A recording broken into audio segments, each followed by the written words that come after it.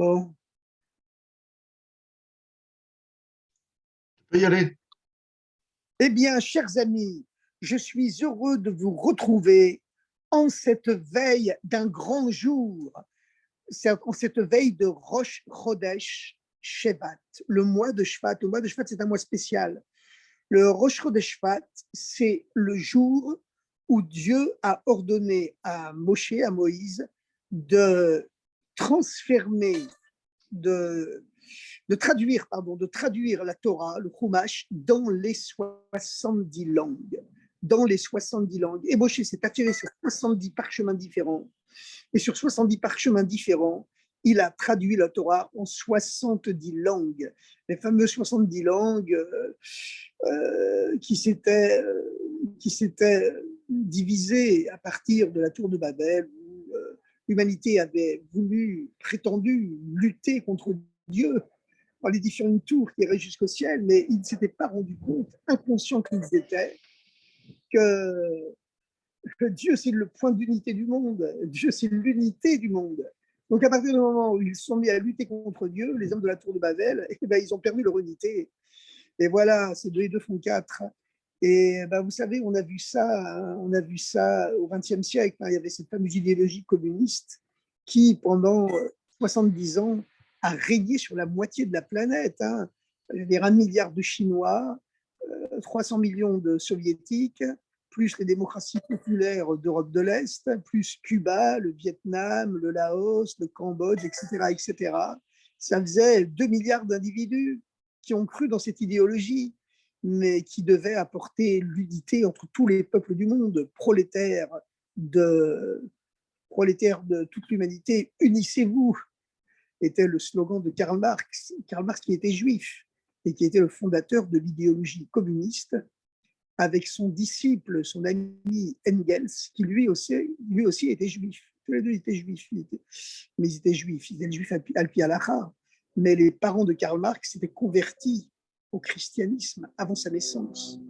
Et ils s'étaient convertis au christianisme, pas parce qu'ils croyaient au christianisme, hein. Ils s'étaient convertis au christianisme parce que c'était le seul moyen de s'élever dans l'ascenseur social de l'époque, de mieux réussir sa carrière économique, sociale, financière.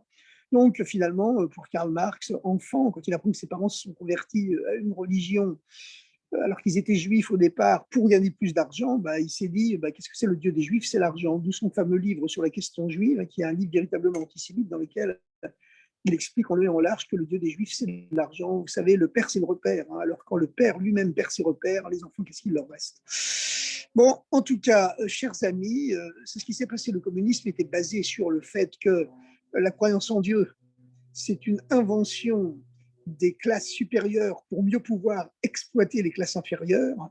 La religion étant l'opium du peuple, eh bien, comme c'était basé sur la négation de la croyance en Dieu, eh bien, tous ces pays ont perdu leur unité.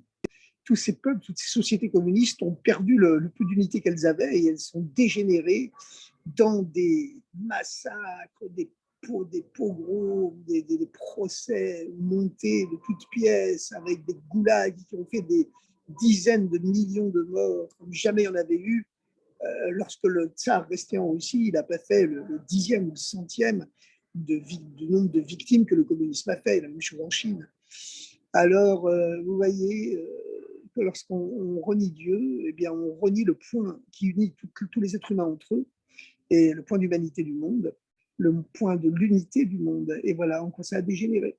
Mis à part ça, cette histoire du XXe siècle, elle a prouvé également que le besoin d'absolu est tellement fort chez l'être humain, il est organique, substantiellement organique à la psychologie humaine, que lorsque les êtres humains ne croient plus en Dieu, soi-disant, inconsciemment, le besoin d'absolu est tellement fort chez eux qu'ils se créent immédiatement un nouveau Dieu pour prendre sa place. Mais ces dieux, vous voyez, ce sont des molochs, ce sont des mangeurs de chair humaine. On revient au sacrifice humain qui existait avant le monothéisme d'Abraham. Parce qu'avant le monothéisme d'Abraham, eh bien, les êtres humains, eh bien, ils consommaient de la chair humaine, hein, ils pratiquaient les sacrifices humains. Et puis, Abraham, lui, c'est lui qui a aboli le sacrifice humain. Alors, malheureusement, quand on oublie le Dieu d'Abraham, on retourne au sacrifice humain. On sacrifie les êtres humains pour rien. Comme le rabbi avait dit à l'époque, dans un Farbrengen de Yuda Lefnissan, le rabbi avait parlé de la démocratie. Il avait dit que la démocratie, ça marche avec le judaïsme. Parce que, quand je dis le rabbi, on sait que c'est le rabbi Dubavitch, bien sûr. C'est évident. C'est comme dans la Gemara, quand on dit rabbi, on ne dit pas le rabbi. Dans la Gemara, on dit rabbi, tout le monde sait que c'est rabbi Yehuda Hanassi. Aujourd'hui, quand on dit le rabbi, rabbi, c'est bien sûr le rabbi. Voilà. Alors le rabbi avait dit que la Torah, ça marche avec la démocratie, hein, parce qu'on voit que le rabbi avait prononcé ce discours, je pense, au Farbrengen de son anniversaire, Yuda Lefnissan, qui était suivi en direct sur la 50e chaîne privée américaine par des millions de téléspectateurs. Et puis, il y avait des sénateurs, des hommes politiques américains influents qui participaient au Farbrengen. Donc, le rabbi avait expliqué que la Torah est favorable à la démocratie marche selon la Torah, parce qu'on voit d'abord que la halakha, elle est toujours tranchée selon la majorité. Et lorsque la halakha est tranchée selon la majorité du Sanhedrin, eh bien, cette halakha, elle devient la halakha, non pas seulement pour les gens qui ont voté pour, mais elle devient même la halakha pour ceux qui ont voté contre. De la même façon, le président élu, même s'il n'a été élu qu'à 51% des voix, même à 50,005%, eh bien, il devient le président de tous les gens, pas seulement qui ont voté pour lui, mais de ceux qui ont voté contre lui. Voilà.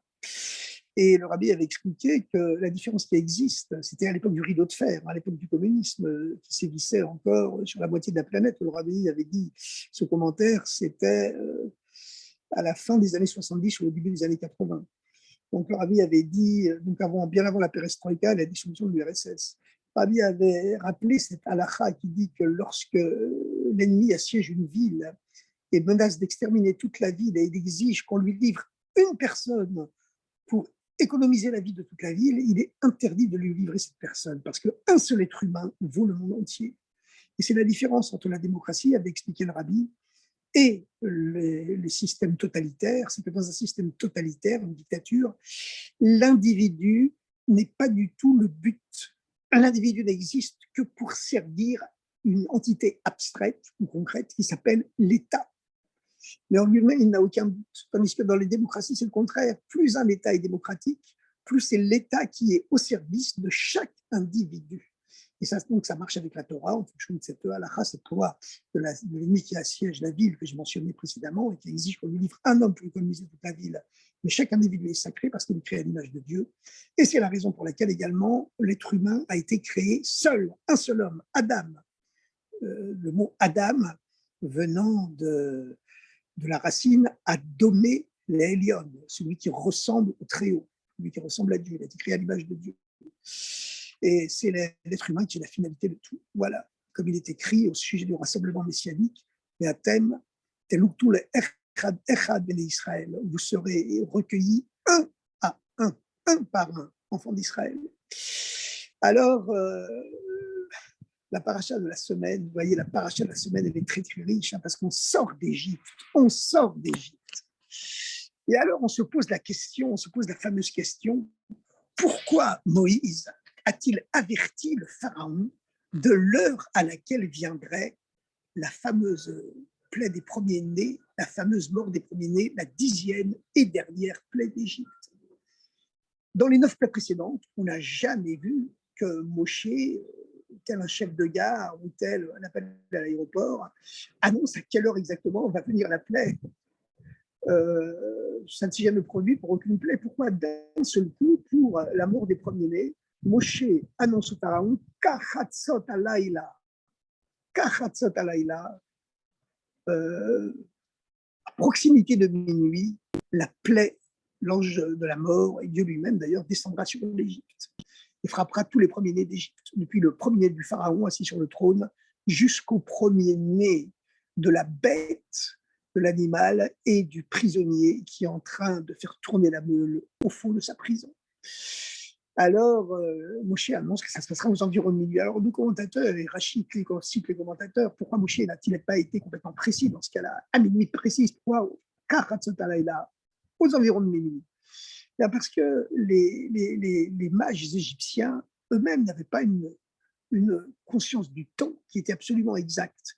Donc, peut-être qu'eux, ils auraient fait une erreur, et puis ils se seraient trompés d'heure, et ils auraient dit « Ah, Moshe n'est pas vraiment crédible à 100%, puisqu'il a dit à minuit précise, mais après notre horloge à nous, eh bien, il est minuit 1 ou minuit 5. Donc, vous savez, quand on veut détruire quelqu'un, on utilise n'importe quel argument. Vous savez, lors de l'affaire Baylis, qui a été l'équivalent de l'affaire Dreyfus en Russie entre 1911 et 1913, ça a été la dernière affaire de crime de sang dans l'histoire de l'Occident. Vous savez qu'au XIIe siècle, il y a eu un fameux procès en Angleterre où on accusait les Juifs d'utiliser le sang des enfants chrétiens et de les égorger, donc d'égorger les enfants chrétiens avant Pessah pour pétrir avec le sang des enfants chrétiens les matzot de Pessah. Et cette croyance en ce qu'on appelait Alilat Dam, l'accusation de sang, ce que l'historien appelle la légende sanglante, elle a fait des dizaines, si ce n'est pas des centaines de milliers de morts dans toute l'histoire du judaïsme occidental. Elle s'est même diffusée finalement dans le monde islamique, puisqu'en 1840, il y avait eu la fameuse affaire de crime de sang à Damas, en Syrie. Et à cette époque-là, d'ailleurs, il y avait le député français Adolphe Crémieux, en même temps que l'homme d'État américain, l'homme d'État anglais, Lord Beaconsfield, d'Israéli, voilà, l'ancêtre de Disraéli, qui avait voyagé spécialement à Damas pour expliquer au sultan de Damas que, comme les Juifs avaient toujours tenté évidemment de l'expliquer pendant des siècles et des siècles, que le judaïsme interdit même de consommer le sang animal, contrairement aux chrétiens. Alors, à plus forte raison, le sang humain, c'est totalement proscrit, en dehors du commandement « tu ne tueras pas », évidemment, qui est un des premiers des 10 commandements. Mais bon, vous savez, malheureusement, ça a été ainsi. Et en 1911, il y avait un juif russe qui s'appelait Mendel Baylis, qui a été accusé d'avoir tué un enfant, qu'on avait trouvé un enfant mort. Il a passé plus de 2 ans en prison. Et toute la communauté juive de Russie se savait menacée par un gigantesque pogrom si Baylis était condamné. Donc, les chassidim, les mitnagdim, les sionistes, les antisionistes, les capitalistes, les communistes, les sionistes de droite, les sionistes de gauche, l'extrême droite, l'extrême droite, les modérés, les centristes, ils ont tous oublié leurs dissensions pour lesquelles ils s'étripaient spirituellement, au moins spirituellement, mais bon, même souvent physiquement, malheureusement. Et puis, ils ont tous oublié leurs dissensions pour se réconcilier, pour prendre les plus grands avocats de Russie pour défendre Baylis. Et le grand avocat qui défendait Baylis, Schneersberg, il est passé voir le Rabbi Rachab, qui était le Rabbi Lubavitch de l'époque, avant le procès. Et le Rabbi Rachab lui a demandé de terminer sa plaidoirie par la récitation en russe du Shema Israël, Hashem Elokeinu, Hashem Echad. Et Baylis, qui a comparu devant un jury de paysans dont beaucoup étaient analphabètes, a quand même été finalement innocenté. Ça a été la dernière affaire officielle de crime de sang en plein XXe siècle. En 1911-1912, il y avait encore cette légende sanglante qui planait sur les Juifs et les mettait tous en danger, Hayom Tié. Et puis voilà, c'était arrivé quelques années seulement après l'affaire Dreyfus. Donc ça avait montré finalement cette fragilité. On parlait de lumière à l'époque, l'instruction, l'éducation qui allait supprimer la barbarie. Et puis en vérité, ces 2 affaires aux 2 extrémités de l'Europe, à Paris pour l'affaire Dreyfus et puis à Kiev en Ukraine pour l'affaire Baylis, elles ont bien montré, mis en évidence en vérité la fragilité du peuple juif d'un côté à l'autre du continent européen. Enfin, la nouveauté qu'il y avait, c'était que cette affaire incroyable de crime rituel dans un pays européen, en pleine révolution industrielle et scientifique, eh bien, ça se passait sous les yeux, cette fois-ci, des médias du monde entier. Il y avait déjà la radio, il y avait les actualités cinématographiques, il y avait tous les journaux qui étaient là pour couvrir cet événement incroyable. Enfin, Dreyfus, il avait été innocenté quelques années auparavant, en 1906. Et puis, en 1913, finalement, Baylis a aussi été innocenté. Mais le tsar de Russie, lui, il était parfaitement convaincu que même si la majorité des Juifs n'utilisent pas du sang d'enfants chrétiens pour les matzot de Pessah, mais que certains extrémistes juifs, comme les Chassidim de Lubavitch, voilà, mieux vaut rire qu'en pleurer, malheureusement, comme on dit. Alors, pour revenir à cette fameuse question de crime de sang, puisque minuit, c'est l'heure du crime, hein, comment se fait-il que pour la mort des premiers-nés, eh bien, les Hébreux, puisqu'à l'époque, on ne les appelle pas encore les Juifs, on les appelle les Hébreux, les Hybrides ou les enfants d'Israël, pourquoi les Hébreux de l'époque ont-ils ouvri lorsque Batia a recueilli le petit bébé Moïse, le petit bébé Moshe, elle a dit, mais il a dit Maïvrim, c'est un des bébés hébreux. L'hébreu, c'est celui qui vient de l'au-delà de la rive, de l'autre rivage. Abraham était seul sur une rive et toute l'humanité en face de lui, ou contre lui. Mais il a réussi finalement à convaincre, à convertir toute l'humanité, à la réconvertir au monothéisme. Parce que le monothéisme, c'était la croyance originaire de l'humanité. Ensuite, elle s'était oubliée et l'humanité avait sombré dans le paganisme. Il n'y avait qu'une toute petite minorité, c'est même pas une minorité, c'est une exception de grands maîtres qui se transmettaient le monothéisme de bouche à oreille, de maître à disciple, comme Noé, Noach, comme Métouchelach, Mathusalem avant le déluge, comme ensuite les fils de Noé, les petits-fils Shem, Ever, etc. Mais ils n'essayaient pas d'influencer le reste de l'humanité. Le paradoxe, c'est que Abraham, lui, il ne faisait pas partie de ces geishas de l'époque qui recevaient l'initiation par leur père ou par leur maître, et qui formaient une caste fermée qui n'essayait absolument pas de transmettre le monothéisme aux autres êtres humains. Et lui, Abraham, qui était un fils de païen, vous voyez, c'était un fils de païen, c'était un Baal Teshuvah, un fils de païen. Lui, il a cassé toutes les frontières, il s'est mis en tête de convertir le monde entier au monothéisme, plutôt de le reconvertir, puisque le monothéisme existait au départ et qu'il avait été oublié. Bon, en tout cas, le mot hébreu, ça vient du mot ivri, qui vient du mot Ever, Ever Nahar, la rive, le rivage. Il était sur une rive de l'humanité, toute l'humanité était sur l'autre. Voilà. Et puis, il avait dû franchir le fleuve, le Tigre, l'Euphrate et le Jourdain, bien sûr, pour entrer en Eretz Israël. Alors, donc, on voit qu'avant la mort des premiers-nés, Moshe prévient le Pharaon. Attention, la plaie n'est pas ordinaire. Elle ne vient pas à n'importe quelle heure comme les autres plaies. Elle vient à minuit, aux alentours de minuit, pour que, avec leur mauvaise foi coutumière, les magiciens égyptiens ne puissent pas l'accuser, lui, de ne pas être exact, en avance ou en retard. Et puis aussi, il dit aux Hébreux, Moïse, que cette fois-ci, à la différence des 9 premières plaies, où aucune précaution n'était possible, il n'y avait besoin d'aucune précaution pour les Hébreux. Pour les 9 premières plaies, les plaies les épargnaient miraculeusement, et puis c'est tout. Là, pour la première fois, les Hébreux ont besoin de faire un signe de protection pour se protéger de la 10e plaie, la mort des premiers-nés. Ils doivent procéder à l'abattage rituel du dieu de l'Égypte, le fameux agneau, parce qu'on rentre au mois du printemps, le premier mois du printemps, le mois de Nissan, généralement fin mars, avril, dans la constellation du Bélier, qui est la première des 12 constellations du zodiaque, et chaque mois, les Égyptiens changeaient de divinité parce qu'ils adoraient les signes astrologiques. Et donc, ce mois-ci, toute l'Égypte se prosternait devant le dieu Bélier, qui est d'ailleurs le premier signe primordial lorsque la nature sort de ses limites. La sortie d'Égypte, c'est une sortie des limites générales de la nature, du peuple juif, de l'humanité entière. Et de chaque individu, bien sûr, son Égypte intérieure, qui est une Égypte spirituelle, hein, avant tout l'Égypte matérielle. Vous savez que l'Égypte en hébreu, c'est un mot Mitzraïm, qui signifie également barrière, limite, frontière, oppression, enfermement. De sortir de ces limites, ce camp de concentration intérieure qu'on a en nous, ce ghetto intérieur qu'on a en nous, qui nous empêche de communiquer librement avec Dieu et avec les êtres humains. Voilà, surtout avec les êtres humains. Mais si on ne peut pas communiquer librement avec Dieu, tôt ou tard, la communication avec les autres, elle échouera. C'est comme ça. Comme il disait, Elie Wiesel, il raconte ça.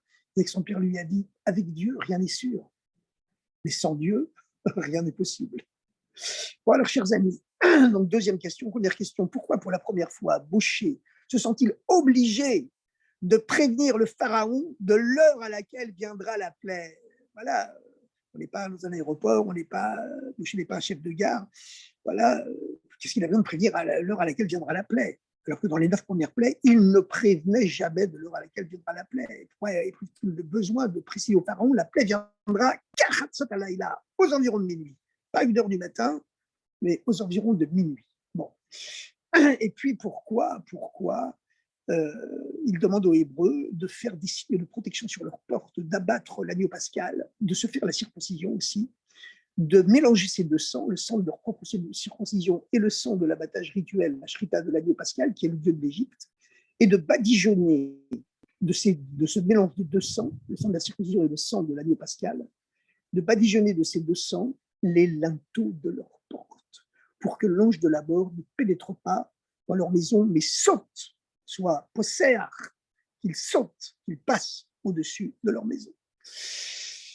Eh bien, il y a évidemment de très, très nombreux commentaires, tentatives de réponses et réponses profondes et brillantes à ces questions. Bon, il y a certaines réponses, certains maîtres qui ont dit, parce que cette fois-ci, l'ange de la mort, il va être beaucoup plus vigoureux, parce que dans les plaies précédentes, l'ange de la mort, il marche pour Zirko, que son nom s'est d'abord soit effacé pour toujours. Eh bien, il était toujours limité dans sa façon de tuer les Égyptiens. Quelquefois, il ne pouvait les tuer que par le sang, d'autres fois par les grenouilles, d'autres fois par les sauterelles, d'autres fois par la grêle, etc., etc. Les bêtes sauvages, bon, toutes les 9 plaies précédentes. Mais là, il n'a plus aucune limite, il peut les tuer comme il veut. Donc, comme il n'a plus aucune limite, il ne va plus faire de différence ni entre les bons ni entre les mauvais, parce que quand il se déchaîne, il perd toutes ses limites, alors voilà, il n'y a plus de limite. Alors pour ça, les Hébreux ont besoin de se protéger pour la première fois. C'est une bonne réponse, certainement, évidemment, mais il en existe une beaucoup plus profonde qu'on trouve dans le 3e volume des Sichot du Rabbi, Parashat Bo. Bo, El Paro, viens chez Pharaon. Dieu ne dit pas à Moïse, va chez Pharaon, parce qu'aller tout seul chez le Pharaon, c'était un peu dangereux.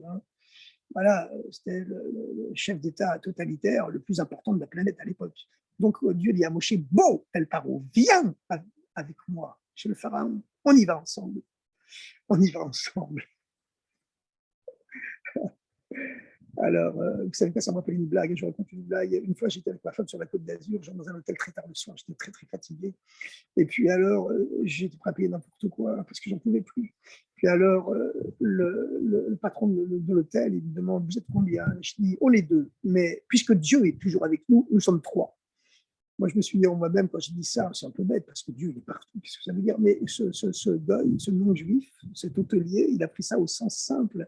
Il s'est dit, ah, si Dieu, il a dit, si Dieu est avec vous, vous me dites que Dieu est avec vous, je vous donne ma meilleure chambre de l'hôtel et je vous fais de l'Italie.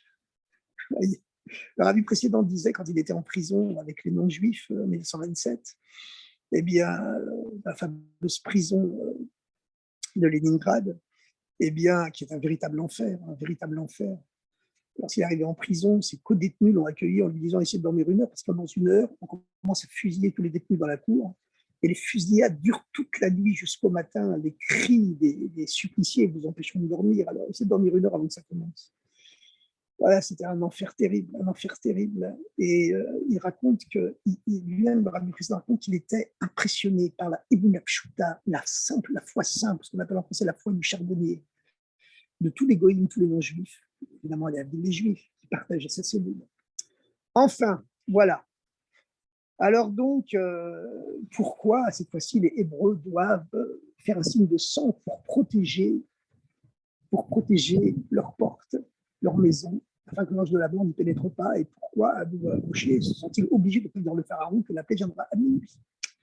Eh bien, la raison que le rabbi donne dans cette sikha Parashat Bo, l'Ikté Sichot, volume 3, une sikha des années 50, je pense, peut-être début des années 60, le rabbi explique une généralité qui est connue dans la pensée juive, dans la Kabbalah, dans la philosophie juive, dans la pensée juive en général, qui est spécialement exprimée dans la Chassidoute, que chaque heure du jour et de la nuit correspond à une certaine force spirituelle. Les 12 premières heures du jour, les 12 heures de la journée, sont placées sous l'influence des 12 permutations des 4 lettres du nom de Dieu, Yud-Keh-Vav-Keh. Et les 12 heures de la nuit sont placées sous l'influence des 12 permutations des 4 lettres du nom de Adné, Aleph, Dalet, Nun. chaque heure, les lettres du nom de Dieu changent de place dans les mondes supérieurs, dans les mondes spirituels, dans les mondes célestes. Et donc, le temps change en bas. Lorsque le premier rabbi du Lubavitch, l'Admour Azaken, était en prison, plus d'un siècle avant le rabbi précédent, tous les maîtres de Lubavitch, tous les rabbis de Lubavitch ont tous soutenu la prison. Ça a été comme ça, malheureusement, ça a été comme ça. Mais pour eux, évidemment, ça les a énormément renforcés dans leur foi. La première fois que le rabbi précédent s'est trouvé en prison, dans une cellule complètement obscure, sans aucun éclairage, il avait 11 ans, 10 ou 11 ans, je pense 11 ans.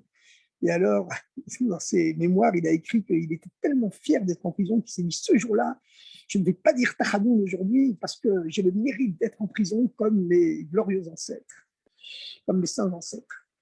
Et lorsque l'Admour Ezekiel était en prison, eh bien, les scientifiques russes ont voulu procéder sur lui à des expériences médicales qu'ils avaient déjà utilisées pour beaucoup de prisonniers, voir combien de temps un être humain peut rester privé de toute lumière extérieure sans perdre la notion du temps. Et ils avaient constaté qu'au bout d'un certain nombre de jours, tous les êtres humains perdent complètement la notion du temps. Ils ont laissé le Admour Azaken, Rabbi Shneur Zalman, dans une prison sans aucun contact avec la lumière extérieure, la lumière du jour. Et puis, sans aucune montre, évidemment, sans aucun repère. Il y avait toujours la même lumière, la même bougie qui brûlait 24 heures sur 24. Et puis, ils lui ont, après un délai suffisant pour que tout être humain sur lequel ils avaient utilisé cette expérience, ils avaient tous perdu la notion du temps au bout du même temps, du même délai, ils ont dit au Admour Azaken, pourquoi vous ne dormez pas? On est au milieu de la nuit, à 2 heures du matin, vous devez dormir. L'Admour Azaken leur dit, pas du tout, on est exactement, il leur donne l'heure exacte de la journée. Alors, ils sont stupéfaits, ils n'avaient jamais vu ça. Ils m'ont demandé, mais comment vous arrivez à garder la notion du temps comme ça, alors que normalement, scientifiquement parlant, statistiquement parlant, on a déjà fait l'expérience sur des dizaines et des dizaines d'êtres humains, de prisonniers, et personne n'a jamais réussi. Il a répondu simplement, vous savez, chacune des 12 heures de la journée est placée sous les 12 permutations des 4 lettres du nom de Yudke Vavke, et chacune des 12 heures de la nuit est placée sous les 12 permutations des 4 lettres du nom de Adné, Alet Dalet Nun Yud. Toutes les heures, je vois les lettres du nom de Dieu qui changent de position dans les mondes supérieurs, et de l'heure céleste, je connais l'heure terrestre. Alors donc, ceci c'est valable pour le temps humain, bien sûr, hein, mais la nuit, proprement parlée, avant de se décomposer en 12 heures différentes, marquée sous l'influence des 12 permutations des 4 lettres du nom de Dieu, 12 étant évidemment un multiple de 4. Mais en dehors de ça, chaque partie plus large de la nuit est placée sous l'influence d'une certaine force spirituelle. La première partie de la nuit, avant minuit, est placée sous l'influence de la sévérité divine, la gvoura, comme on dit en hébreu. Et c'est pour ça que physiquement, tout devient de plus en plus sombre, de plus en plus noir. La deuxième moitié de la nuit, au contraire, est placée sous l'influence, sous le signe du chesed, de la bonté divine. C'est pour ça que physiquement, tout devient de plus en plus clair. Et vous savez, c'est une grande loi que connaissaient les grands initiés égyptiens, qui est connue d'ailleurs, qui était connue dans tout l'Extrême-Orient, hein, que le Dieu unique, Dieu, Pharaon croyait dans Elohim, il croyait en Dieu. Hein. On sait que même son ancêtre, lorsque Joseph était sorti de prison pour élucider les rêves du Pharaon, le Pharaon avait demandé à Joseph, jeune homme, il paraît que tu es expert dans l'art d'élucider les rêves. Yosef avait répondu au Pharaon, c'est pas moi, c'est Elohim qui connaît, la réponse. Et si Elohim veut, il donnera la réponse au Pharaon. Et lorsqu'il a ébloui le Pharaon par son élucidation des rêves, les 7 vaches grasses qui annonçaient les 7 années d'abondance et les 7 vaches maigres qui annonçaient les 7 années de famine, et donc il fallait choisir un homme intelligent, sage, pour faire des stocks pendant les 7 années d'abondance, afin que l'Égypte ne succombe pas pendant les 7 années de famine. Le pharaon était tellement ébloui qu'il s'est levé devant tous ces magiciens, ces faux prophètes, ces astrologues, ces astronomes, ces cartomanciens et ces ministres. Et puis il a dit, non mais est-ce qu'il y a un homme aussi intelligent que celui-là qui a la parole de Elohim dans sa bouche? Il a enlevé sa bague, comme on connaît l'histoire, sa bague royale, il l'a mise au doigt de Yosef, ce qu'il n'avait jamais fait avec personne. Et il lui a dit, je te fais le maître de l'Égypte. Dorénavant, plus personne dans ce pays ne pourra lever la main ou le pied sans ta permission. C'est toi qui diriges l'Égypte. Bon, on dit que c'est comme ça quand il y aura Mashiach. Le peuple juif deviendra le Yosef de l'humanité. Pas pour nous, hein, pas pour nous, comme Maïmonide, le Rambam. Il conclut son fameux commentaire, son fameux texte de droit, son fameux livre de loi, son fameux code de loi. Voilà, le Mishneh Torah, qui est le plus grand code de loi du judaïsme, celui qui soit exhaustif, concerne l'ensemble des lois, comment identifier le Messie, comment construire le temple, comment procéder au sacrifice, etc. Il termine en disant, par les lois qui permettront d'identifier le Messie, le Mashiach, et il conclut en disant, et les Juifs n'ont jamais voulu l'ère messianique, que le Mashiach vienne, que le Messie vienne pour dominer le monde, pour se venger des autres peuples. Ils ont voulu que le Messie vienne uniquement pour que le monde vive en paix et pour qu'on puisse se consacrer à la spiritualité, à la recherche de Dieu, sans être gêné par des guerres et par de la misère. Au point, c'est tout. Voilà. Alors donc, chers amis, chaque partie de la nuit, comme du jour, est passée sous l'influence d'une certaine force spirituelle. La première moitié de la nuit, avant minuit, c'est l'obscurité qui provient du dévoilement de la sévérité divine. La deuxième moitié, c'est la bonté divine qui commence à briller et qui devient de plus en plus claire. Et le pharaon, qui était un grand initié, hein, Moïse d'ailleurs avait été initié aux connaissances occultes lorsqu'il était prince d'Égypte. C'est là qu'il avait appris toute la science des étoiles et la façon dont le Dieu unique distribue l'énergie au monde par l'intermédiaire des planètes. Je vous rappelle qu'au départ, hein, au début de l'histoire de l'humanité, toute l'humanité était monothéiste. Et les grands maîtres spirituels de l'époque étaient conscients que Dieu, le Dieu unique, je vous parle même d'avant le déluge, avant Noé, hein, avant Noach, il distribuait l'énergie aux êtres humains par l'intermédiaire des planètes. Finalement, comme l'explique le Rambam Maïmonide dans ses lois sur l'idolâtrie, finalement, ils en sont venus à faire une erreur fatale en disant Dieu c'est le roi et les planètes sont ses ministres. De la même façon qu'un roi aime bien qu'on témoigne du respect à ses ministres, eh bien, le Dieu unique, invisible, il aimerait que l'on voue un respect, on marque des signes de respect à ses ministres à lui qui sont les planètes, le soleil, bon, la mécanique de la photosynthèse, c'est ce qui crée la vie sur Terre. Hein. Voilà, quand Dieu veut envoyer la richesse à quelqu'un, ça vient de Dieu, mais ça passe par l'intermédiaire de la planète Jupiter. Et la planète Jupiter, comme toutes les planètes, hein, quand Dieu veut donner la victoire à une armée, ça passe par l'intérieur de la planète Mars. Quand Dieu veut amener l'amour dans un couple, ça passe par la planète Vénus ou Aphrodite, enfin, ou d'autres planètes, mais peu importe. Alors, ils savaient tout ça, les grands scientifiques, les astrophysiciens de l'époque antédéluvienne, d'avant le déluge, mais seulement ils ont commis la grosse erreur de croire que finalement, les planètes, elles ont une autonomie, alors que les planètes, ce sont comme la hache dans les mains du bûcheron, elles n'ont absolument aucune autonomie. Et puis, donc, ça a été le début du totémisme. Le début du totémisme. Alors, vous savez que les ethnologues, les anthropologues, notre co-religionnaire, Lévi-Strauss, le plus célèbre ethnologue du monde, bon, Alav Shalom Zichrono Livracha, il avait été interviewé par Victor Malka ou par le frère de Victor, Shlomo Malka, le journaliste de Radio Shalom. Non pas de Radio Shalom, de Radio Judaïque. Il avait été le voir, il avait dit, mais vous avez publié des livres et des livres sur la culture et la philosophie des Amérindiens d'Amérique du Sud. Mais pourquoi vous vous êtes jamais intéressé au judaïsme alors que vous avez consacré toute votre vie à réfléchir sur les origines de l'humanité? Alors, Lévi-Strauss a répondu candidement, il est juif de père et de mère. Et son grand-père était rabbin. Son grand-père était rabbin à Versailles. À Versailles. Voilà. Et il a répondu, Lévi-Strauss, ben, je n'ai pas choisi. Hein. Je vivais, c'est vrai que j'avais un grand-père rabbin, mais on se moquait de lui, il n'avait aucune influence sur nous. Et mes parents n'étaient plus du tout religieux. Et mis à part ce grand-père rabbin, mes autres grands-parents étaient complètement irreligieux, sans aucune. J'avais déjà des arrière-grands-parents qui étaient des grands compositeurs de musique d'opéra à la cour de Napoléon III. Je n'ai eu aucune formation au judaïsme, je n'ai eu aucune éducation juive, je n'ai pas choisi. J'ai suivi la voie dans laquelle mes parents m'avaient mis et dans laquelle mon milieu ambiant m'avait mis, c'est tout. Et il a rajouté, le peu de judaïsme que nous transmettait ce grand-père rabbin, il était tellement aride, tellement triste, tellement dur que ça nous révulsait, ça nous repoussait. Il a rajouté, il a dit, peut-être que si j'avais eu un grand-père chassidique, ça aurait été différent. Comme quoi, s'il y avait eu un grand-père chassidique, c'est Lévi-Strauss qui dit ça, Lévi-Strauss. L'auteur des livres, hein, pas l'auteur, pas le fabricant de goût de gin. Un jour, il a raconté qu'il était dans un restaurant et il payait par chèque. Alors, le garçon du restaurant, qui avait une certaine culture, lorsqu'il voit le chèque au nom de Lévi-Strauss, il dit « Les jeans ou les livres ?» Voilà.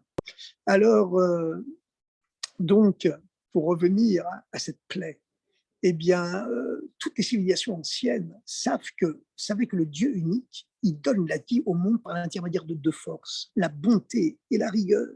C'est le grand plateau, les grands plateaux de la balance céleste. Voilà, les Chinois l'appellent aujourd'hui encore le yin et le yo. Les Japonais l'appellent le yin et le yang. Toutes les civilisations anciennes le savent. Le Dieu unique, il distribue la vie à l'univers par l'intermédiaire de deux forces. Le yin qui dilate, le yang qui contracte. Le yin, c'est l'eau, le yang, c'est le feu. Le yin, c'est le chesed, le yang, c'est la gvura. On trouve ça dans toutes les civilisations du monde. Voilà. Toutes les civilisations du monde. Donc le pharaon, qui connaissait ce système cosmique, le pharaon, il s'est dit, non mais qu'est-ce qu'il vient me dire Moïse maintenant? Qu'est-ce qu'il vient me dire Moïse? Parce qu'en vérité, la différence qu'il y a entre la plaie des premiers-nés, la 10e plaie, et les 9 premières plaies, c'est que les 9 premières plaies ne venaient pas essentiellement pour punir les Égyptiens. Elles venaient pas pour les punir, mais pour les instruire, pour leur faire comprendre que Dieu, c'est pas seulement une force spirituelle cachée dans la nature et qui est rivée aux lois de la nature. Les Égyptiens croyaient dans Elohim. Elohim, c'est un pluriel en hébreu. Il y a le suffixe im qui exprime toujours le pluriel. C'est les milliards d'étincelles divines, Dieu qui s'est incarné dans les milliards d'atomes de l'univers. C'est pour ça que Elohim, c'est un pluriel. Et Elohim, en valeur numérique, en gematria, c'est égal au mot Hateva, qui veut dire la nature. Comme disait Spinoza, ce célèbre philosophe juif qui a été excommunié au XVIIe siècle à Amsterdam, par le Beddin d'Amsterdam, parce qu'il proclamait « Dieu, c'est la nature, et la nature, c'est Dieu ». Dieu, la nature, elle n'est que Dieu. La nature est divine à 100%, elle n'est que Dieu. Mais Dieu aussi, c'est seulement la nature. Il s'était arrêté à Elohim. Parce qu'en vérité, Dieu n'est pas que Elohim. Dieu, il est aussi Dieu Kevavke. Elohim, c'est le Dieu immanent qui est présent dans les milliards d'atomes de l'univers, qui est présent au fond de chaque être humain, même au fond du cœur du pharaon, il est là, Elohim. Parce que c'est la raison pour laquelle Elohim, c'est un nom de Dieu qui grammaticalement se décline. On dit Elokai, mon Dieu, Elokai, ton Dieu, Elokai, notre Dieu. Parce que c'est le Dieu qui est présent à l'intérieur de nous, comme à l'intérieur chaque pierre, chaque brin d'herbe, chaque fleur, chaque animal, plus forcément chaque être humain, évidemment, possède en lui une étincelle de Elohim. Mais Moïse voulait convertir le pharaon et les Égyptiens en général à une croyance supérieure, à une croyance en Dieu supérieur. Il voulait leur faire comprendre que Dieu n'est pas seulement Elohim, il n'est pas seulement la nature, comme dira Spinoza quelques milliers d'années plus tard. Dieu, il est la nature, c'est vrai, mais il est aussi supérieur à la nature. Il n'est pas seulement immanent, présent à l'intérieur du monde, il est aussi transcendant, au-delà et au-dessus du monde.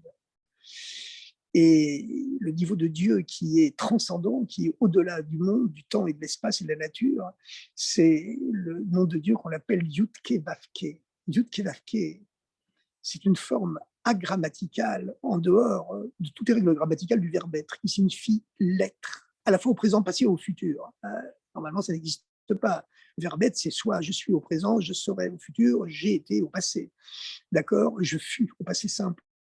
Mais là, c'est ramassé les 3 temps en un seul mot.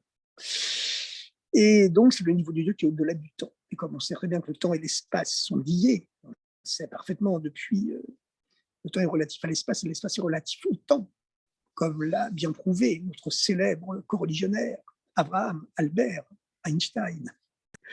Eh bien, bien que le temps ait été créé avant l'espace, hein, ça c'est la Torah qui l'affirme, bien que les deux soient liés. Et bien donc, comme Dieu, il est au-delà du temps, il est aussi au-delà de l'espace, évidemment. Ça, c'est le nom de Dieu de Yud-Ke Vav-Ke. C'est pour ça que Yud-Ke Vav-Ke, à la différence de Elohim, il ne se décline pas. Il est trop pour se mettre en rapport avec les êtres humains directement. Il se met en rapport à l'être humain seulement par l'intermédiaire de Elohim. Comme le disent les 3 premiers mots du 10 commandements, Anochi, je suis, ça c'est le niveau de Dieu qui est encore trop haut pour porter un nom, Abaye, Hachem, Yud-Ke Vav-Ke, le Dieu transcendant, au-dessus du temps et de l'espace, au-delà du temps et de l'espace et des hommes. Et le Keicha, ton Dieu à toi, qui devient immanent à l'intérieur de toi. Alors, et qui t'est fait sortir du pays d'Égypte, et non pas qui crée l'univers entier avec tous les milliards de galaxies. Pourtant, ça aurait été plus impressionnant de dire je se présente à l'humanité par le 10 commandements, hein, à toute l'humanité. D'ailleurs, la preuve, c'est que le premier mot des 10 commandements, Anochi, c'est pas un mot hébreu, c'est un mot égyptien. L'Égypte, l'égyptien, c'est la culture, c'est la langue la plus triviale, la plus vulgaire de l'humanité à l'époque, qui ne sert qu'à véhiculer que des concepts infâmes, des concepts opposés à toute bonté, à toute justice, etc. C'est le niveau le plus bas qui existe dans toutes les langues, sur le plan moral et spirituel. Mais Dieu, justement, le niveau le plus haut ne peut se dévoiler que dans le niveau le plus bas. C'est pour ça que le premier mot des 10 commandements, ce n'est pas un mot hébreu, Ani, je suis, ça se dit Ani en hébreu, mais Anochi en égyptien. Parce que le niveau le plus haut ne peut se développer que dans le niveau se dévoiler que dans le niveau le plus bas. Et c'est la raison pour laquelle le Rabbi a lancé cette grande campagne aujourd'hui, qu'on convertisse toute l'humanité à la pratique des 7 lois de Noé et à la croyance en Dieu, à la bonté, à la justice, toutes les valeurs du judaïsme, à la pratique de la Torah et des mitzvot, hein, mais aux 7 lois de Noé. Les chercher à les convertir au judaïsme, évidemment, tout le monde sait que c'est interdit, mais les convertir, entre guillemets, à la pratique des 7 lois de Noé, les principes universels. Hein. Et en leur prévenant à chaque fois qu'ils ont été donnés par Dieu, par l'intermédiaire de Moïse en Sinaï. Parce qu'il y a un niveau de l'essence de Dieu qui ne peut se manifester que dans le niveau le plus bas, c'est-à-dire pas chez le peuple juif, mais précisément au sein de l'humanité non juive. Alors, Moïse prévient le pharaon que la pluie viendra à minuit. Effectivement, parce que les 9 premières plaies, elles ne venaient pas essentiellement pour punir les Égyptiens, mais pour les instruire qu'il n'y a pas seulement Elohim qui existe, il y a aussi Yud-Ke Vav-Ke.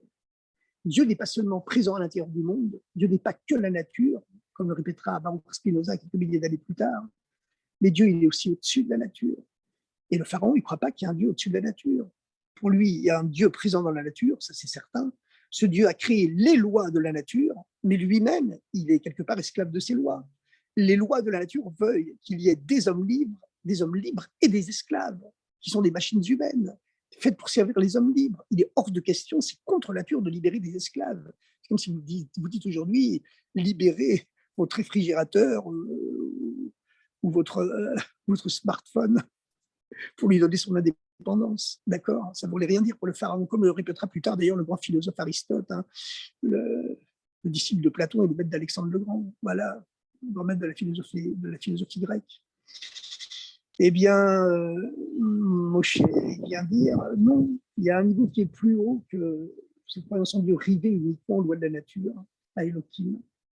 Il y a Yud-Ke Vav-Ke. Et le pharaon, il n'est pas capable de concevoir qu'il y a Yud-Ke Vav-Ke. Et d'un côté, ce n'est pas de sa faute. C'est pas de sa faute. Parce que comme nous l'enseigne le Rabbi dans un fameux Mahamar de Parashat Bo, la source spirituelle des âmes égyptiennes, c'est pas Yud-Ke Vav-Ke, c'est seulement Elohim. La source des âmes juives, c'est le nom de Dieu, Yud-Ke Vav-Ke, le niveau de Dieu qui est transcendant, qui est au-delà du temps, de l'espace et du monde. Tandis que la source des âmes égyptiennes, la source de l'âme du pharaon, c'est seulement dans Elohim. Et même, c'est pas tout Elohim, c'est seulement les 2 dernières lettres, le Yud même du nom de Elohim. C'est pour ça que Mitzrayim se décompose en 2 termes. Metzar, d'un côté, qui veut dire l'oppression, l'enfermement, la limitation. Yud même, du Yud même, Metzar, Yim, comme Elohim. C'est seulement les deux dernières lettres du nom de Elohim qui se détachent du nom de Elohim pour s'incarner en Égypte et donner la vie à l'Égypte, à la civilisation égyptienne. Et même lorsqu'elle se trouve en Égypte, ces 2 dernières lettres du nom de Elohim, c'est-à-dire là où la lumière divine est complètement voilée, eh bien, même là, en Égypte, elle se trouve en état de Metzar, ces deux dernières lettres du nom d'Elohim, en état de Metzar, d'oppression, de limitation. Metzar, ça vient aussi du mot tsar, de la souffrance, en état de souffrance. Donc le pharaon, vu la source de son âme, les deux dernières lettres du nom d'Elohim, là où la lumière divine est la plus voilée, Yud-Keh-Vav-Keh, c'est le dévoilement de Dieu, mais Elohim, c'est le voile, ça cache Dieu. Shemesh ou Magen, Avaya Elohim, soleil et parasoleil, bouclier, ce sont les noms de Dieu. Hachem et Elohim, Elohim, comme c'est écrit dans les fameux Télim du roi David. Alors donc, le pharaon, il est incapable de comprendre qu'il y a un niveau de Dieu, Yud-Keh-Vav-Keh. Et psychologiquement, il n'était pas capable de l'accepter, de comprendre. Mais quand il y a eu c'est pour ça que les 9 premières plaies, elles venaient pour lui faire comprendre. Et c'est pour ça que plusieurs fois, on trouve, lorsque Moshe prévient le pharaon qu'il y a un niveau de Dieu qui s'appelle Yud-Keh-Vav-Keh, qui est au-dessus de Elohim, Moshe, il lui dit Bezot Teda, dans le Chumash, dans les mots du verset du Chumash, Bezot Teda, avec ça tu comprendras, Leman Teda, afin que tu comprennes, Bavour Teda, dans le but de te faire comprendre que Dieu, il doit libérer les esclaves, parce que tous les hommes sont créés à son image, parce qu'ils ne sont pas créés seulement à l'image de Elohim, mais à l'image de Yud-Keh-Vav-Keh. Alors bon, c'est pour ça que le rabbi, une fois, Fabre Engel, il a qualifié Abraham Lincoln, le libérateur des esclaves noirs américains, de chassid Motaolam, d'un chassid des peuples du monde. Ce titre honorifique de chassid des peuples du monde. Alors, les 2 premières plaies, elles ne venaient pas donc pour punir, mais pour instruire. Les Hébreux en Égypte, ils savaient déjà qu'il y a Yud-Keh-Vav-Keh qui existe au-delà de Elohim, que Dieu, il n'est pas limité aux lois de la nature, mais il est plus haut que le monde, en même temps qu'il est présent à l'intérieur du monde. Donc, comme les 9 premières plaies, elles étaient pédagogiques, faites pour instruire les êtres humains, les Égyptiens, qu'il y a Elohim, c'est pas suffisant, mais il y a aussi Yud-Keh-Vav-Keh, et puis au-dessus d'eux, il y a l'essence de Dieu, le Anochi, qui unit à la fois la transcendance et l'immanence, Hachem et Elohim. Alors, comme les Hébreux le savaient, eh bien, les Hébreux n'étaient pas visés par les plaies, ils n'avaient pas besoin de se protéger, les plaies ne les concernaient pas, puisque pédagogiquement, ils le savaient déjà. Par contre, les Hébreux, ils avaient un problème en Égypte. C'est même s'ils savaient qu'il y a un Dieu qui existe au-dessus du nom de Elohim, il y a Yud-Keh-Vav-Keh, il y a l'essence de Dieu, le Anochi, qui est au-dessus même, au-delà de Yud-Keh-Vav-Keh, et qui unit à la fois Yud-Keh-Vav-Keh et Elohim, la transcendance et l'immanence. Les Hébreux, ils savaient ça. Mais c'était une croyance qui planait au-dessus de leur tête, et ça ne les empêchait pas de temps en temps de se fabriquer une petite idole, en disant au moins, elle est concrète, Dieu, il est très haut, mais on ne le voit pas, tandis que l'idole, elle est concrète. Donc, ils avaient les deux. Ils avaient les deux. Et dans ce cas-là, comme la 10e plaie, elle ne venait plus pour instruire, mais pour punir, eh bien là, les Hébreux, ils risquaient d'être punis, parce qu'ils avaient adoré les idoles comme les Égyptiens. Donc le pharaon, quand Moshe est venu le prévenir que cette 10e plaie, elle allait tuer, et c'était plus pour faire comprendre, parce que les morts ne pourront plus rien comprendre, le pharaon s'est dit, mais puisqu'il vient pour punir les Hébreux, ils ont pratiqué l'idolâtrie, ils sont même quelque part encore plus coupables que les Égyptiens, puisqu'ils croyaient en Dieu et quand même ils avaient des idoles en dessous cachées dans leurs manches. Donc les Hébreux vont être punis aussi.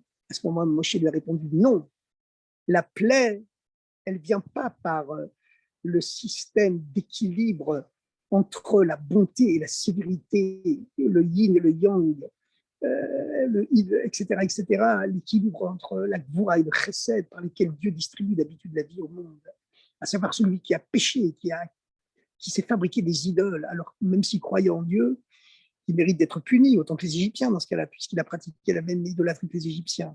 Donc eux aussi doivent être punis. Ça vient de la balance céleste qui punit ceux qui ont péché et qui récompense ceux qui ont fait le bien. Parce que là, les Hébreux doivent être punis comme les Égyptiens. Ça, c'est l'équilibre des forces entre la première et la deuxième moitié de la nuit, entre le yin et le yang, entre le chesed et la gvoura. Mais là, la plaie, elle ne vient pas de la balance entre les deux forces habituelles par lesquelles Dieu donne la vie au monde. La mort des premiers-nés, elle vient du niveau spirituel qui s'appelle minuit, qui est au-delà de l'équilibre entre la bonté et la rigueur, la sévérité et la gentillesse. Minuit, c'est le moment qui est au-delà des deux et qui donc, comme il est au-delà des deux, il peut les réunir, comme l'essence de Dieu. Elle est capable d'unir le nom d'Abaye au-dessus du monde, la transcendance et Elohim, l'immanence. Et ce niveau de l'essence de Dieu, quand il va se dévoiler l'essence de l'amour de Dieu pour Israël, l'essence de l'amour de Dieu pour le peuple juif. Il aime les juifs parce que ce sont ses enfants, sans aucune raison. Comme un père, il aime ses enfants, il va les défendre n'importe quoi et n'importe comment, dès qu'il peut les défendre, parce que ce sont ses enfants. Voilà, c'est ses tripes, c'est son cœur, c'est son corps, c'est lui-même. Donc ne t'attends pas à ce que les Hébreux soient punis, même s'ils méritent de l'être. Mais cette essence de l'amour de Dieu pour Israël, qui est au-delà de toute logique, au-delà de l'équilibre du monde, par lequel Dieu donne la vie au monde à chaque instant, à chaque seconde, par l'équilibre des forces entre la bonté de la deuxième partie de la nuit et la rigueur de la première, la Gvoura et le Chesed. Cette essence de l'amour de Dieu pour Béni Bechori Israël, mon fils aîné Israël, cet amour de Dieu, il brille tout le temps, mais quelquefois il peut être caché, comme le soleil peut être caché par les nuages. Et comme c'est un amour de Dieu envers le peuple juif qui est au-delà de toute logique humaine et même divine, eh bien, les Hébreux doivent aussi faire un effort, un don d'eux-mêmes, un sacrifice d'eux-mêmes pour Dieu qui soit également au-delà de toute limite et de toute logique. Et c'est pour ça que le 10e jour du mois de Nissan, Dieu a dit à Moïse que tous les enfants d'Israël prennent chez eux, par famille, le Dieu de l'Égypte, un agneau, et qu'ils le gardent chez eux pendant 4 jours. Pendant 4 jours, les Égyptiens venaient tester les Hébreux en leur disant « Mais qu'est-ce que vous faites avec notre Dieu chez nous au pied de votre lit comme ça? Vous avez décidé de vous convertir enfin à notre idolâtrie de façon officielle ?» Les Hébreux ne répondaient pas du tout. On va procéder à la shrita, à l'abattage rituel, on va le sacrifier pour le vrai Dieu. En disant ça, les Juifs, ils risquaient leur vie, ils risquaient plus que leur vie. Les Égyptiens avaient droit de vie et de mort sur eux. C'était des esclaves, des parias. Et ils ont fait un sacrifice d'eux-mêmes total pour Dieu. Et c'est ce don d'eux-mêmes, au-delà de toute logique, des Hébreux envers Dieu qui a dévoilé l'essence de l'amour de Dieu pour Israël, qui brille toujours, mais qui a besoin quand même d'être dévoilé. Et c'est la raison pour laquelle aussi ils ont dû mettre non seulement le sang de l'agneau pascal, le sang du Dieu de l'Égypte, mais également le sang de la circoncision. Parce que la circoncision, c'est le 8e jour. Hein, et le chiffre 7, on sait que c'est le chiffre qui régit le cycle naturel du monde, le cycle du temps, mais le cycle du temps naturel, tandis que le chiffre 8, c'est 7 plus 1. C'est le Dieu 1 qui fait éruption à l'intérieur du cycle naturel du temps et qui le transcende et le rend surnaturel. C'est la raison pour laquelle, lorsqu'il y a une circoncision Shabbat, eh bien le 8, le surnaturel, l'emporte sur le 7, qui régit le naturel. Parce que, normalement, on n'a pas le droit de procéder à une opération chirurgicale le jour du Shabbat, à moins d'un danger grave que tu préserves. La santé, dans ce cas-là, ça repousse tout, évidemment. Mais là, le bébé est en bonne santé. D'ailleurs, s'il n'est pas en bonne santé, on ne peut pas lui faire la circoncision. Alors, donc, pourquoi est-ce qu'on a le droit de faire la circoncision Shabbat? Parce que cette dimension surnaturelle du sacrifice du peuple juif pour Dieu, c'est lui qui doit s'incarner dans les lois de la nature, les lumières du monde de Tohu, dans l'intérieur des kélim, des réceptacles du monde de Tikkun, qui est notre monde à nous. Bon, alors, chers amis, mon smartphone est en train de s'épuiser il y a 5 minutes. Il avait 20% encore, mais là, je crois qu'il a moins de 10%. Nous allons donc être obligés d'arrêter là ce commentaire sur la paracha de la semaine, parce que vivre avec son temps, c'est pas vivre avec les news, hein, c'est vivre avec la paracha de la semaine, mais avec les enseignements que le Rabbi nous donne. Et ben, dans les news, on voit aujourd'hui le dévoilement du Mashiach, on voit le dévoilement du Mashiach, on voit cette bénédiction miraculeuse qu'il y a sur Eretz Israël, avec ce dernier commentaire que le Rabbi a prononcé dans ce monde-ci, c'était Parashat Be'akil Pikoudé, lorsqu'il a dit Patrim Bibracha, on commence par la bracha, et la plus grande bracha, c'est que le rassemblement des exilés annoncé par nos prophètes a commencé déjà en Eretz Israël. Donc, chers amis, tout le monde peut écouter cette sira qui a été enregistrée, bien sûr. Et la dernière sira que le Rabbi a prononcée, qui a été enregistrée donc, au printemps ou à la fin de l'hiver, Parashat Be'akil Pikoudé, 1992. Bon, chers amis, je vous souhaite un merveilleux mois de Shvat, le Rosh Chodesh Shvat. Et vous savez que ce n'est pas seulement les 12 heures du jour et de la nuit qui sont placées sous les permutations des noms de Dieu, c'est également chacun des 12 mois de l'année. Et la permutation des 4 lettres du nom de Yud Kevavke qui donne la vie au mois de Shvat, eh bien, c'est le Ha, le He Yud Vavke. C'est le He qui se met en premier, avant le Yud. Et le Rabbi cite le Harizal et le Shla HaKadosh qui explique que ces permutations des 4 lettres du Yud Kevavke qui donnent la vie au mois de Shvat, eh bien, ce sont également les initiales d'une certaine loi de la Torah, à la fin de la parashat Bechukotai, qui est la loi de la Tmoura. La loi de la Tmoura, c'est la loi qui interdit l'échange de la dédication d'un sacrifice contre un autre. Par exemple, quelqu'un il a décidé d'offrir tel mouton à Dieu, eh bien, parce que bon, du sacrifice, comme il y a une étincelle divine qui est en exil dans l'animal, lorsque l'animal offre en sacrifice à Dieu, l'étincelle divine qui est dedans et qui attend depuis des milliers d'années d'être libérée, le remonte à sa source. Voilà, le Mashiach deviendra, le Mashiach, le Messie, que lorsque toutes les étincelles du monde auront été libérées. C'est la même chose lorsque on mange un beefsteak, même si lorsque le Mashiach sera là, les lions mangeront de la paille. Mais voilà, peut-être le fait qu'il y a des végans aujourd'hui, des véganes, ça nous prépare au temps messianique. Mais bon, pour l'instant, c'est comme ça. La viande est encore cachère. Elle était interdite, la consommation de viande par les hommes avant le début. Elle est devenue permise après. Et quand il y aura Mashiach, certainement, ce sera un autre monde, quoique ce sera dans le niveau de la nature encore. Alors, en tout cas, Heyud Vavke, c'est la permutation, et on la trouve, cette permutation, dans la loi de la Tmoura. Il est écrit dans la loi de la Tmoura que si un homme a choisi un mouton, c'est un exemple pour l'offrir en sacrifice à Dieu, eh bien, ensuite, il voit un mouton qui est beaucoup plus beau. Il dit, mais je vais changer d'animal, je vais offrir le plus beau à Dieu, c'est normal. Il n'a pas le droit. Il n'a pas le droit. Il doit dans ce cas-là offrir les deux. Et la Torah nous dit, à la fin de la parashat Bechukotai, Lo yamirenu, il ne doit pas les changer.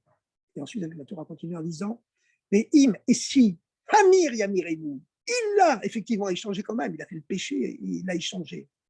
Mais Hayahu, il sera lui, le premier mouton, Utmorato, et le deuxième, le produit de son échange, il est Kodesh, il sera saint aussi. Tous les deux sont saints, ils font tous les deux en sacrifice.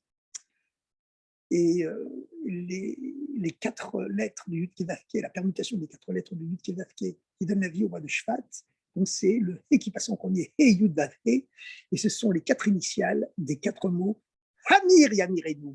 Il a fait l'échange. Mais Hayahu, il sera lui. Et la suite, c'est, et l'autre aussi, le premier, ils sont tous les deux sacrés. Mais les 4 initiales, c'est Hamir Yamirenu. Il a procédé au changement interdit. Mais Hayahu, il sera lui.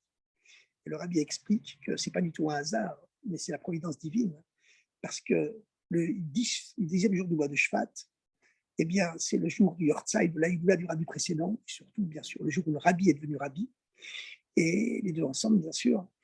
Et Dieu a envoyé l'âme du Rabbi dans un monde où le peuple juif avait changé. Il avait procédé au changement de son identité. Amir Yamirenu, il s'était changé. Alors que les Juifs avaient été libérés d'Égypte, parce que pour 3 mérites, ils n'avaient pas changé leur nom, pas changé leur langue, pas changé leurs vêtements. Et voilà, et au XXe siècle, hein, eh bien, même avant la Deuxième Guerre mondiale, beaucoup de Juifs ont changé leur nom. On voit des Cohen qui s'appellent Colbert et des Lévi qui se mettent à s'appeler le roi. Voilà. Etc., etc. Donc, bon, etc., etc. Alors, Dieu a envoyé l'âme du Mashiach, l'âme du Rabbi, dans une génération où le peuple juif avait changé son identité contre celle d'un autre, parce qu'il n'évolue plus haut, ne peut se dévoiler que d'un niveau plus bas. Et quelle est la mission de notre génération? C'est Vehayahu, faire que le peuple juif, que chaque juif au monde redevienne lui-même. Comment? Parce que chaque fois qu'on rencontre un juif, on lui propose de mettre des tefilines, etc., etc. Comme le Rabbi a dit un jour à une femme qui disait au Rabbi, mais moi je ne peux pas porter de perruque, c'est pas possible. Je ne suis pas moi-même si je peux porter une perruque.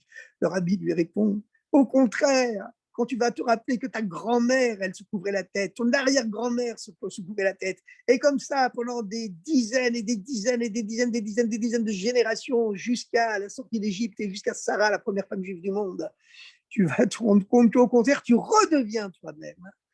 Hamir Yamirenu, il s'est changé, mais Hayahu, qu'il redevienne lui-même. Comment y arriver? Comment faire en sorte qu'un juif qui est devenu complètement étranger à sa propre identité, il redevienne lui-même? Le rabbi dit, c'est le nom, les deux prénoms du rabbi dont la Hïvoula a lieu le 10e jour du mois de Shvat qui nous l'enseigne. Rabbi Yosef Yitzhak. Qu'est-ce que c'est Yosef? Yosef, Rachel, sa mère, l'a appelé Yosef en disant, sachant par prophétie qu'il lui restait encore un enfant à naître pour compléter le nombre des 12 tribus d'Israël. Et comme Yaakov avait 4 femmes, elle a souhaité que ce soit d'elle que vienne le dernier fils qui allait naître. Et elle a dit, lorsque Yosef est né, Yosef, qu'il m'ajoute, Yosef ça signifie qu'il m'ajoute. Hachem, Dieu, lit à moi, Ben Acher, le fils autre. Et le rabbi tire de là l'enseignement que tout le but de l'autre génération, dont le maître est son maître, le maître du rabbi, Rabbi Yosef Yitzhak, Yosef Hachem Bli Ben Acher, que ce fils qui est devenu autre, qui redevienne lui-même, qui redevienne un fils de Dieu, un fils de la Torah, un fils du peuple juif, un fils de son peuple. Et comment est-ce qu'on peut y arriver? Un juif qui est tellement loin, malheureusement. Ouais, ça me fait penser à ce prix Nobel, la Christian Jacob, un prix Nobel. Un jour, on l'a interviewé, on lui dit, mais écoutez, si tout le monde, tous les juifs font comme vous, et puis ils s'assimilent, alors, parce que son père et sa mère étaient juifs, vous pensez que ce serait vraiment bien? Il répond, ah oui, ce serait formidable, il n'y aurait plus d'antisémitisme. Voilà, Roger Hanin, le beau-frère de François Mitterrand, dont les 2 parents étaient juifs aussi. D'ailleurs, il a été se faire enterrer auprès de son père en Algérie. Eh bien, il disait la même chose à un moment donné. Et Mitterrand était obligé de le reprendre en lui disant si le peuple juif disparaissait, que Dieu préserve, évidemment, il ne pourra pas disparaître, que Dieu préserve, ce serait une perte pour l'humanité. Une perte inouïe pour l'humanité. Il a fallu que ce soit Mitterrand, son beau-frère, qui rappelle ça à Roger Hanin. Hanin, mais lui aussi, il avait oublié, il était devenu quelqu'un d'autre. Comment peut-on faire que des gens comme ça, qui sont tellement éloignés, Hanin ou Jacob, tellement éloignés, quoi qu'ils n'avaient pas changé leur nom, c'était déjà une qualité. Comment est-ce qu'on peut faire? Eh bien, c'est le deuxième prénom du rabbi précédent qui m'indique. Yitzhak, Rabbi Yosef Yitzhak. Yitzhak, c'est le rire, le tzrok, la joie, en les faisant rire, en leur apportant la joie, en montrant que nous, on est beaucoup plus joyeux qu'eux, beaucoup plus heureux qu'eux, parce qu'on possède cette joie intrinsèque, cette joie pure, cette simcha betaharata. On leur a dit que c'est ça la seule chose qui manque pour faire venir ma chair, c'est simcha betaharata. Alors, on va tous danser un petit peu en cette veille de Rosh Chodesh Shvat. Chers amis, ya la la la la la, hey, ya la la la la la, hey, ya la la la la la la, hey, ya la la la la la, hey, ay, ay, ay, ay, ay, ay, ay, ay, ay, ay, ay, ay, ay, ay, ay, ay, ay, ay, ay. Ça, c'est le chant de Rabbi Levi Yitzhak, le chant du père du Rabbi qui a été déporté en Ouzbékistan et qui est mort en exil à Alma-Ata en 1942. Il est mort en 1944, il avait été déporté en 1940. Et vous savez que chaque année à Simchat Torah, le Rabbi dansait avec son beau-frère, le Rachag, Rabbi Gourarié, et Rabbi Shmariaou Gourarié. Et il chantait sur un autre air, qui était l'air du Rabbi précédent. Mais quand le Rachag est devenu trop fatigué pour danser avec le Rabbi a dansé tout seul. Chaque année, moi j'ai eu le mérite, grâce à Dieu, d'aller pendant 20 ans à Simchat Torah chez le Rabbi. Chaque année, le Rabbi dansait de moins en moins longtemps à Simchat Torah parce que son beau-frère était trop fatigué et il étouffait. Et finalement, les dernières danses, les dernières akafotes, dans les années 1986-87, ça durait quelques secondes. Et puis, en 88, c'est la fameuse année Tismar. Les premières lettres font « tu te réjouiras ». Le Rabbi Rachag était, le beau-frère du Rabbi, était trop faible du tout, il ne pouvait plus danser. Le Rabbi s'est mis à danser tout seul. On se demandait combien de temps il allait danser. Il a dansé une demi-heure. Et il n'a plus dansé sur le chant de son beau-père, mais sur le chant de son propre père à lui. Hey, avec son petit Sefer Torah, qui était le Sefer Torah des martyrs, qui était parti en Sibérie 150 ans plus tôt, son petit Sefer Torah blanc, et bien au manteau blanc, il est resté pendant 10 minutes tourné vers le Mizrach, parce qu'on n'avait jamais vu ça depuis que Rabbi était Rabbi. Je me souviens, et ensuite il s'est tourné vers le côté nord, ensuite vers nous qui étions les Français qui étions à l'ouest, au fond. Il est resté 10 minutes comme ça à danser debout devant nous, et ensuite vers le dernier côté, le côté sud. Et puis, c'était vraiment fou, on n'avait jamais vu ça. On avait l'impression qu'il soulevait le monde en dansant. Et c'était en 87 à Simchat Torah. Et je sais qu'après Simchat Torah, j'ai téléphoné à un ami qui travaillait dans la bourse à Paris. Il me dit, qu'est-ce que le rabbi dit sur le crack? Je lui dis, le crack, quel crack? Il me répond, tu ne sais pas qu'il y a un crack boursier aujourd'hui, que juste avant Simchat Torah, la bourse de Wall Street vient de s'écrouler de plus de presque 25% en une journée, pire que le fameux jeudi noir, le Black Thursday de 1929, qui avait créé la grande épidémie, la grande crise économique mondiale et finalement la montée du nazisme et finalement la Deuxième Guerre mondiale. Alors, je lui ai dit, tu sais quoi, on a vu comment le rabbi s'est tourné dans les 4 points cardinaux en dansant avec son Sefer Torah, il a soulevé le monde entier, je te garantis qu'il n'y aura pas de crack. La semaine d'après, la bourse est montée encore plus haut qu'avant. Allez, chers amis, Mashiach arrive. Voilà. Et aujourd'hui, comme disaient les Hersidim du temps du Alter Rebbe, quand Mashiach reviendra, on en parlera dans les journaux. Effectivement, aujourd'hui, quand on lit les journaux, comme dit le Rabbi, ouvrez les yeux, Mashiach est là. Bon, beaucoup de simcha, Rosh Chodesh Mevorach, un mois de Shvat merveilleux, messianique, et une vie entière messianique. Et surtout, Mashiach, tout de suite.